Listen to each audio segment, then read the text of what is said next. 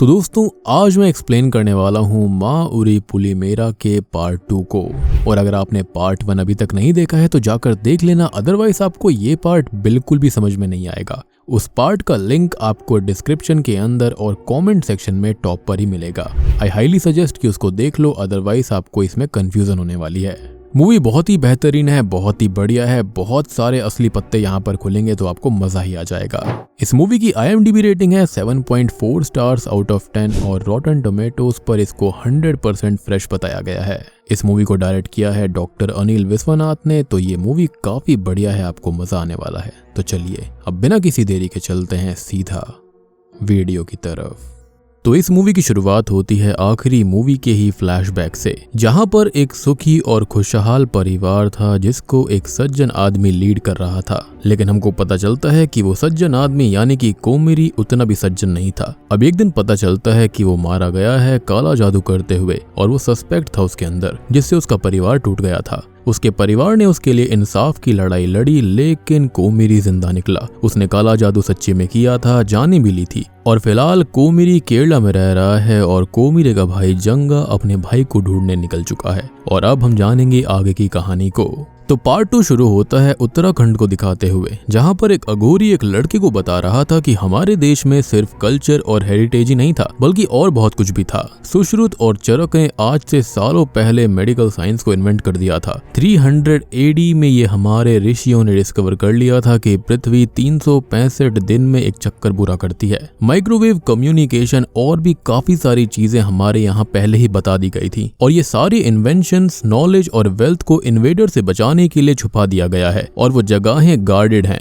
वो भी किसी तरह के बंधनों से सुरक्षित हैं, जैसे कि नाग बंधनम, कृमि बंधनम, जल बंधनम और गरुड़ा बंधनम। और तभी हम देखते हैं कि वहां पर कोई नाग बंधनम को खोलने के लिए पहुंच जाता है, जिसके साथ ये सीन यहीं शिफ्ट होता है। अब हम देखते हैं कोमिरी को, जो कि अब कविता के साथ केरला में एक आम जिंदगी व्यतीत कर रहा होता है, और वो दोनों एक दूसरे से काफी प्यार करते हैं। जिसके बाद हम लक्ष्मी को देखते हैं, यानी कि कोमिरी की बीवी को, जो कि अपने माउंटेन वाले घर पर थी, जहां पर कोमिरी को याद कर रही थी, और वो बहुत ही ज्यादा दुखी हो जाती है। साथ ही साथ उसका पति जिंदा भी था, लेकिन अब उसे अपना श्रृंगार हटाकर खुद को एक विधवा की तरह रखना होगा, क्योंकि जंगा ने उसको बोल दिया था कि वो उसको खत्म कर देगा। तो वो उससे कोई भी उम्मीद न रखे, क्योंकि देखो कोमिरी के पास में ये सब करने का चाहे कोई भी रीजन हो, उसने गलत किया था, उसने अपना परिवार बर्बाद किया था। अच्छी खासी हंसती खेलती जिंदगी को उसने खराब किया। खैर अब वो अपने घर वापस आती है और उसे बलीजा मिलता है, जो कि उससे पूछता है कि वो कहाँ चली गई थी, जिस पर वो बताती है कि कोमिरी पूर्णिमा के दिन उन लोगों को पहाड़ी पर लेकर जाया करता था, जहाँ पर भी उनका एक घर है,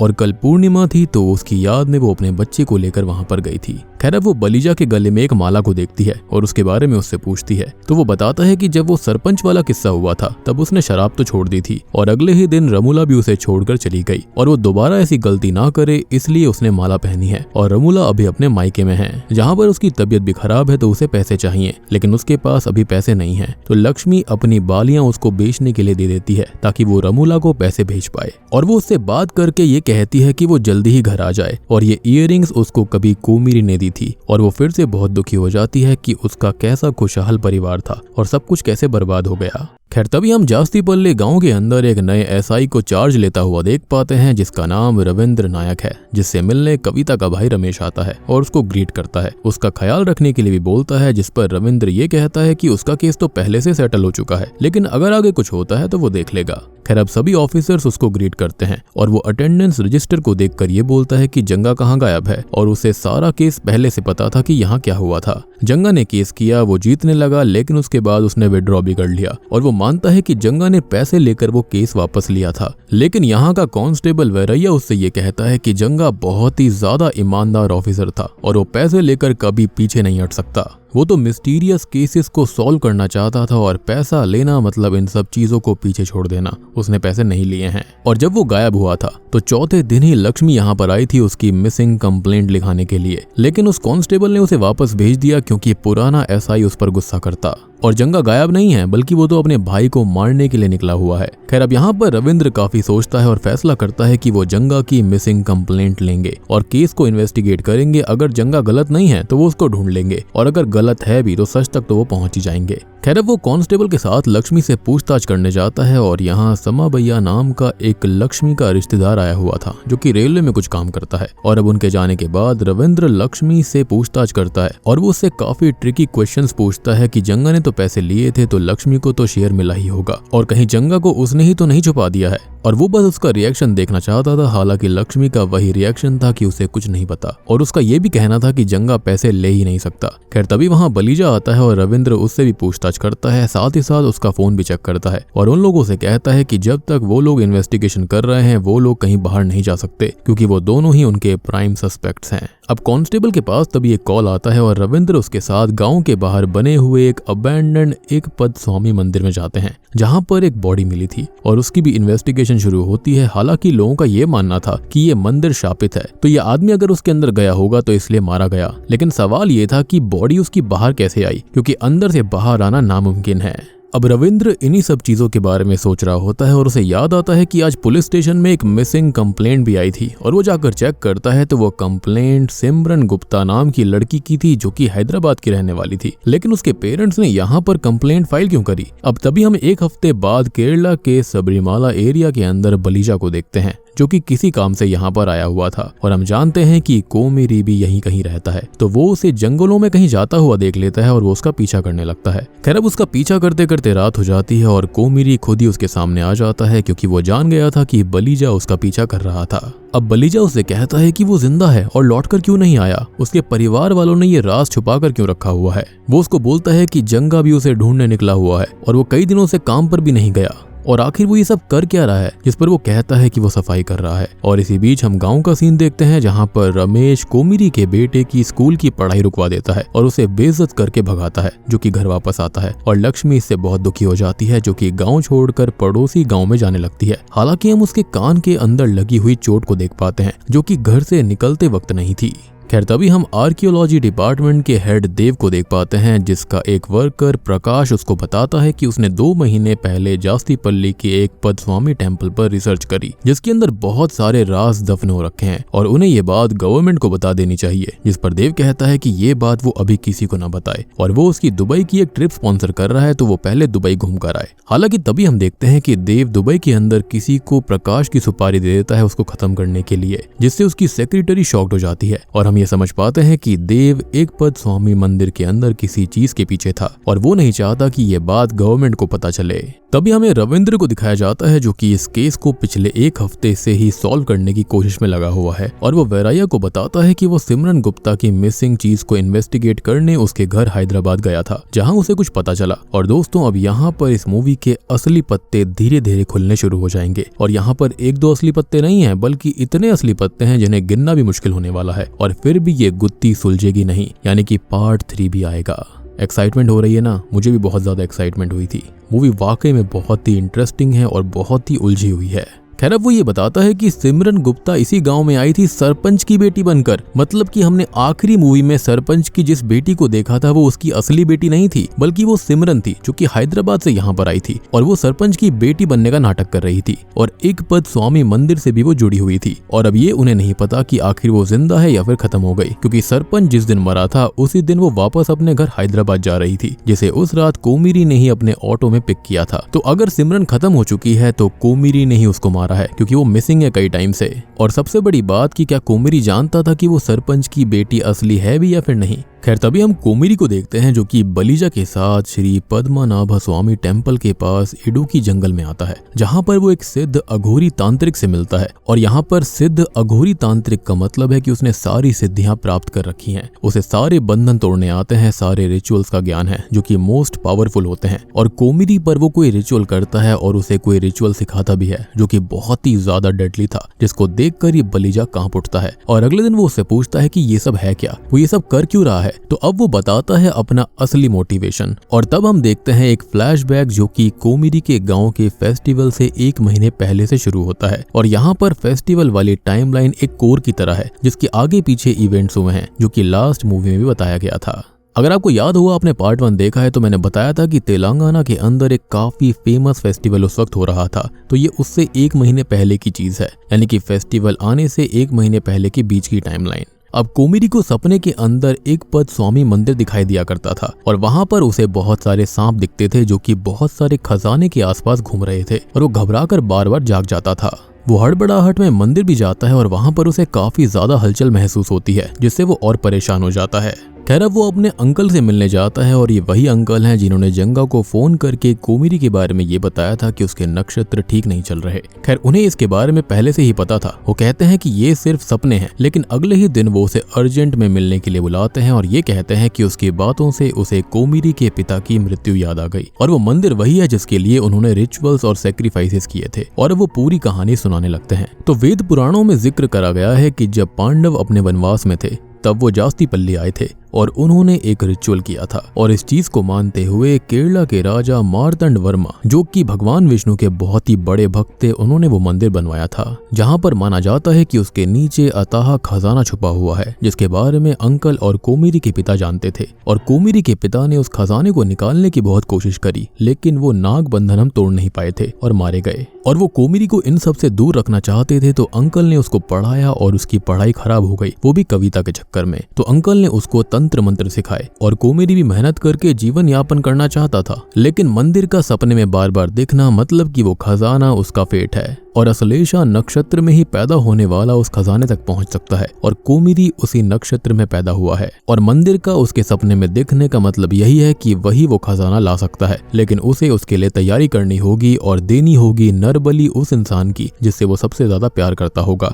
चाहे वो कोई भी हो। और रिचुअल की पहली पूजा इडुक्की वन के अंदर होगी और उसी वन के अंदर बलिजा उसके साथ गया था और बलि कैतुका नक्षत्र में चंद्र ग्रहण में इडुक्की वन के साउथ डायरेक्शन यानी कि दक्षिण दिशा में देनी होगी। और अब तभी कोमिरी तैयार होता है और उसे एक कॉल आता है जिस पर वो पुलिस स्टेशन जाता है जहां पर उसके रिश्तेदार को पुलिस ने पकड़ लिया था। और ये वही सीन है जहां पर एक लड़की और एक पिता थे जो कि सरपंच के खिलाफ वहां पर रिपोर्ट लिखाने आए थे, लेकिन उल्टा पुलिस ने ही उनको पकड़ लिया था और वहां पर कोमिरी ऐसे ही नहीं पहुंचा था, उसको पहले ही फोन आ गया था। खैर अब प्रेजेंट टाइम में लक्ष्मी अंकल के घर पर आती है और उनसे पूछती है कि कोमिरी घर छोड़कर गया था, उससे पहले वो अंकल से भी मिलने आया था, लेकिन ये बात उसने उनको क्यों नहीं बताई। और तभी अंकल बताते हैं कि वो कभी कविता को भुला ही नहीं पाया था। और दूसरी ओर कोमिरी भी बलिजा को सच बताने लगता है जिसके साथ हम कुछ और फ्लैशबैक्स को देख पाते हैं।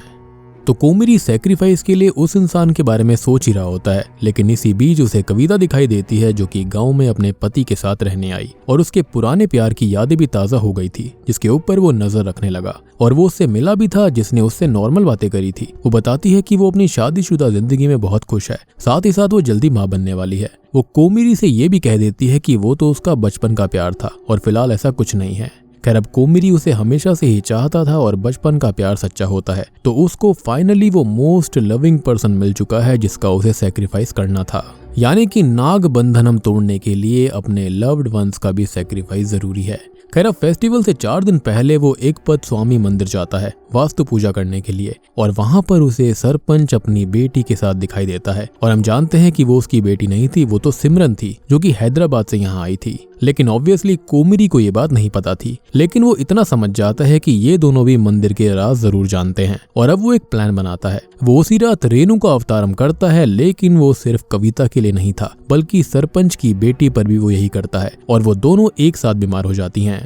अब वो हॉस्पिटल में डॉक्टर को पैसे देकर कविता का एबॉर्शन तक करवा देता है। जी हाँ, और डॉक्टर उसकी फैमिली को झूठी बातें बताता है कि कविता की प्रेगनेंसी में कॉम्प्लिकेशंस हो गई थी, जबकि मैंने आपको पार्ट 1 में बताया था कि उसकी फैमिली बिल्कुल खुश थी और उसके साथ ऐसी कोई दिक्कत नहीं थी। तो यहाँ पर डॉक्टर ने ऐसी झूठी बातें इसलिए बोली थी, यानी कि कोमिरी के कहने पर। और ये हम जानते हैं कि रेणु का अवतारम के चलते बॉडी के ऊपर रैशेस आ जाते हैं जिससे चेहरा भी पहचानना मुश्किल है। और उस दिन सिमरन उसकी ऑटो में बैठी हुई थी जिसको वो हॉस्पिटल ले गया, यानी कि वो हैदराबाद नहीं जा पाई, उसको वो हॉस्पिटल ले आया था और उसे कविता से बदल दिया गया। तो ऐसे सिमरन मारी गई थी जिसको सभी ने कविता समझकर जला दिया, यानी कि वो चिता किसी और की नहीं बल्कि सिमरन की थी। और कविता पर उसने पहला रिचुअल किया था और उससे रेणु का अवतारम हटाया और ये रिचुअल 2 पोर्शन में हुआ था। यानी कि जब वो चिता के सामने गया था तो वो कविता के ऊपर से उस अवतारम को हटा रहा था।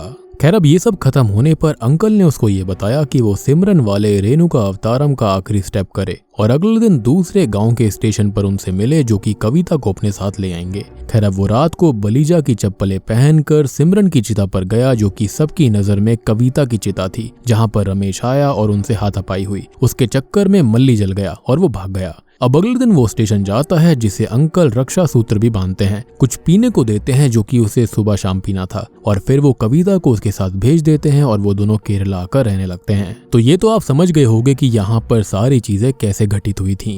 खैर अब कहानी फिर से प्रेजेंट में आती है और हम देव को देखते हैं जिससे उसकी सेक्रेटरी ये पूछती है कि वो उस मंदिर के पीछे आखिर है क्यों, जिस पर वो उसको पूरी कहानी बताता है। और हमने आखिरी मूवी के अंदर एक प्रेजेंटेशन भी देखी थी स्टार्टिंग में, तो वो देव ही देख रहा था, जहां पर उसे बताया जाता है कि पद्मनाभा स्वामी टेम्पल के अंदर ढेर सारा खजाना है जो कि सब जानते हैं, जिससे कि वहां की मिट्टी के अंदर बदलाव हुए और वहां पर अलग अलग तरह के सांप मिलने लगे, रेप्टाइल्स भी मिलने लगे जो कि नॉर्मल नहीं होते। और सेम ऐसी ही चीज एक पद स्वामी टेम्पल के आसपास मिली है, यानी कि जास्तीपल्ली गांव के अंदर, जहां पर माना जा रहा है कि वहां शायद सबसे ज्यादा खजाना है। और असल में राजा ने 12 टेम्पल्स ऐसे बनवाए थे जिनमें से एक पद स्वामी भी है। और ये जानकर ही देव ने वहां पर रिसर्च करवानी शुरू करी। उसने जास्तीपल्ली के सरपंच को पैसे खिलाए और अपनी एक वर्कर गांव में भेजी, जिसे सरपंच ने अपनी बेटी कहकर वहां पर रखा ताकि वो फ्रीली रिसर्च कर पाए, जो कि कोई और नहीं बल्कि सिमरन ही थी। और फिर सरपंच का एक्सीडेंट हुआ और वो मर गया और सिमरन को कोमिरी ने मारा, ये हम जानते हैं। और फिर देव ने एक और भयानक चीज करी कि उसने गांव के अंदर एक आदमी की मदद ली और उसने मंदिर के अंदर कुछ ऐसा कराया जिससे सबको ये लगा कि ये मंदिर श्रापित है। और वो आदमी गाँव के लोगों को कुछ भी पता नहीं लगने देना चाहता था, लेकिन वो आदमी भी मंदिर के बाहर मरा हुआ मिला था। और अब देव का प्लान काफी दिक्कत में आने लगा था, क्योंकि उसके जितने भी प्यादे थे वो सारे खत्म हो चुके थे। उसके पास मंदिर की अब ज्यादा इन्फॉर्मेशन नहीं थी। खैर अब इसी बीच कोमिरी ने भी कविता के साथ कुछ दिन रहने के बाद उसको खत्म कर दिया, उसकी बलि दे दी और फिर उसके खून से रिचुअल पूरा करके उसके खून को पीकर उससे नहाकर खुद को शक्तियां दी।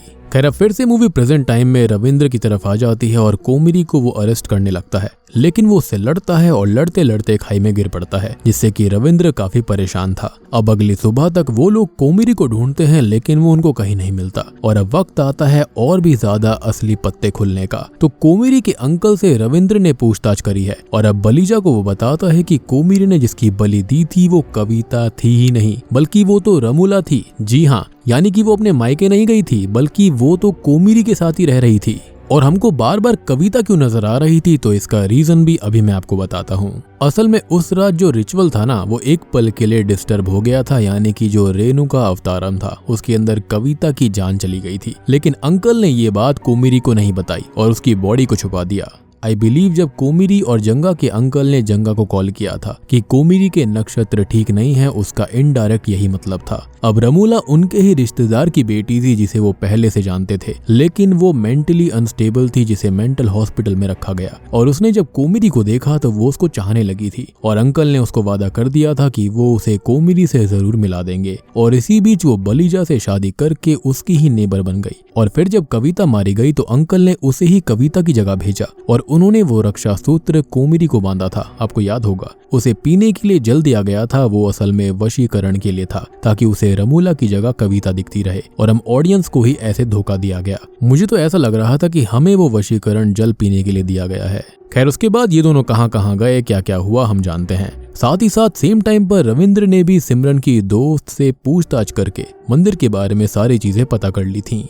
यानी कि कोमिरी के साथ केरला जाने के लिए जो लड़की अगले दिन गांव के स्टॉप पर आई थी वो कोई और नहीं बल्कि रमूला थी। वो कभी अपने मायके नहीं गई थी, बल्कि वो तो उसके साथ ही थी, यानी कि कोमिरी के साथ, जिसका सैक्रिफाइस वो ऑलरेडी दे चुका है। कविता भी खत्म हो गई, सिमरन भी खत्म हो गई, रमूला भी नहीं बची। और ये बात अभी बलीजा को नहीं पता। खैर तभी हम कोमिरी को देख पाते हैं जो कि बच गया था खाई में गिरने से। और वो एक पद स्वामी मंदिर आता है, रिचुअल करता है, जिसके पास ढेर सारे नाग आ जाते हैं जो कि पल में उसे खत्म कर देते। लेकिन वो सिद्ध होकर आया था और खास नक्षत्रों में पैदा हुआ था, जिसके चलते वो नाग बंधनम तोड़ देता है। अब वो मंदिर के गर्भगृह में जाता है, जहाँ पर वो कुछ शॉकिंग देखता है और इसी के साथ सीन शिफ्ट हो जाता है। खैर तभी हम लक्ष्मी को देख पाते हैं जो कि अपने पहाड़ी वाले घर पर थी, जहाँ पर कोमिरी उससे मिलने आता है, जिसे देखकर वो बहुत खुश होती है और उसे खाना बनाकर खिलाती है। और तभी वो रिवील करती है कि वो अंकल को जहर देकर खत्म कर चुकी है, जिसने कि कोमिरी को सही सलाह ना देकर बलि जैसी चीजें करवाई और वो मंदिर और खजाने के बारे में जानती है। लेकिन उन्हें वो नहीं चाहिए, बल्कि उनके बेटे के लिए शिक्षा चाहिए। और उस दिन वो रमेश के घर गई थी उससे माफी मांगने के लिए, जिसने उसको मारा था, उसकी इंसल्ट करी थी। इनफैक्ट उससे स्लीपर्स और शूज को भी नमन करवाया था और इसलिए उसके कान पर चोट लग गई थी। आपको याद होगा कि मैंने आपको बताया था कि वो अपने बेटे के साथ दूसरे गांव में जा रही थी, लेकिन उसके कान में चोट लगी हुई थी, तो वो चोट ऐसे लगी थी। और वो अपने बेटे को खजाना नहीं बल्कि शिक्षा देना चाहती है, ताकि वो ऐसे कामों में कभी पड़े ही ना, जैसे कि कोमिरी पड़ गया था। और अगर उसका बेटा अच्छी शिक्षा लेगा तो वो खुद के साथ साथ दूसरों की जिंदगी भी खराब नहीं करेगा, जैसे कि कोमिरी ने इतनी सारी जिंदगी खराब करी। अब तभी शॉकिंग चीज ये होती है कि लक्ष्मी ने कोमिरी को भी खाने में जहर दे दिया था, जिससे कि वो पैरालाइज होने लगता है। और वो रिवील करती है आखिरी असली पत्ते कि कोमिरी जानता था कि उसके साथ कविता नहीं बल्कि रमूला गई है। जी हाँ, इनफैक्ट उसके रिश्तेदार समा भैया ने स्टेशन पर भी उसको देखा था और वही बताने वो उसके घर आया था, यानी कि लक्ष्मी के घर पर। और इसलिए वो कोमिरी के अंकल के पास भी गई थी। और असल में कोमिरी ने वो रक्षा सूत्र उसी दिन निकाल दिया था, मतलब वशीकरण तोड़ दिया था। वो जानता था कि वो रमूला के साथ है, इवन दो वो रमूला को नाम से पुकारता तक भी है। और रमूला तो मेंटली थोड़ी सी इल थी, जिसके चलते उसको ये सब समझ में नहीं आया। यानी कि कोमिरी को खाली अपना रिचुअल पूरा करना था, वो खजाना पाना था। वो अपने ड्रीम्स के चलते बिल्कुल पागल हो चुका था।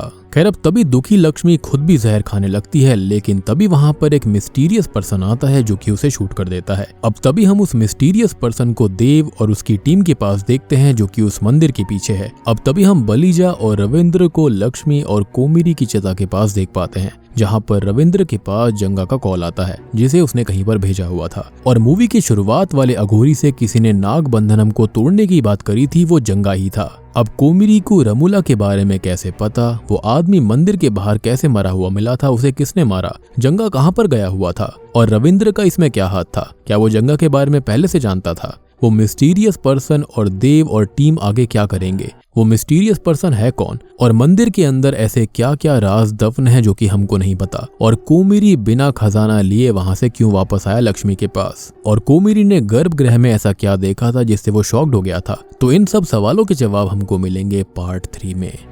और बूम, इसी के साथ में ये पार्ट 2 यहीं पर खत्म हो जाता है। तो दोस्तों ये थी माँ उरी पुली मेरा पार्ट 2 फिल्म की कहानी और एक्सप्लेनेशन। उम्मीद करता हूँ कि आपको पसंद आई होगी। अब देखो पार्ट 1 के बाद में पार्ट 2 के अंदर तो और भी ज्यादा सवाल हमारे सामने आ चुके हैं कि ऐसा वहां पर है क्या जिसके चलते इतने सारे लोग मारे गए।